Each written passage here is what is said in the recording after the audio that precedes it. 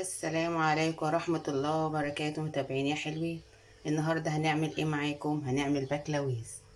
عندنا بورسعيد اسمه بكلاويز، معرفش عندكم بقى كل بلد لها اسم. معانا ايه بقى؟ معانا التوابل بتاعتنا: فلفل ابيض، كمون، شطة، حبة صغيرين، ملح، مرقة خضار، سنة حبهان يعني على طرف المعلقة حبهان. معانا ورق لوري، معانا بصل مكعب بالزبدة، طبعا حاطين زيت في الحلة. وده التوم بتاعنا. كده مجهزين ايه الحاجات بتاعتنا، يلا بينا.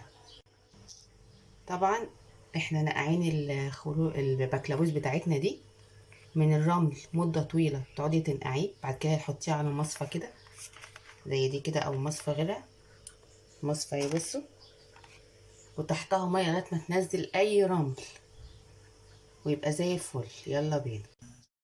كده نضيف بقى المادة الدهنية بتاعتنا اللي هي الزبدة، بعد كده نضيف ايه الثوم،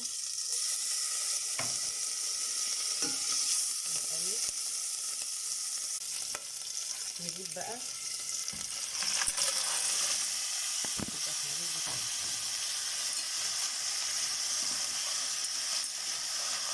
نشوحه شوية على النار لحد ما نلاقيه بيتفتح معانا. بدأ يتفتح معانا،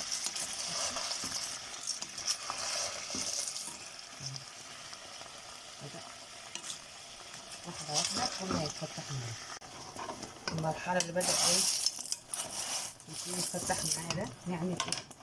نحط البصلة بتاعتنا والورق اللوري والتوابل بتاعتنا، مرقة الفلفل الأبيض والكمون والملح، نقلب عشان كله ياخد ايه التوابل بتاعتنا.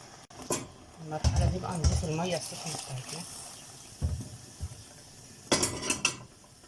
طبعا احنا منحطش المية السخنة بتاعته الا لما كله يتفتح زي ما انتوا شايفين.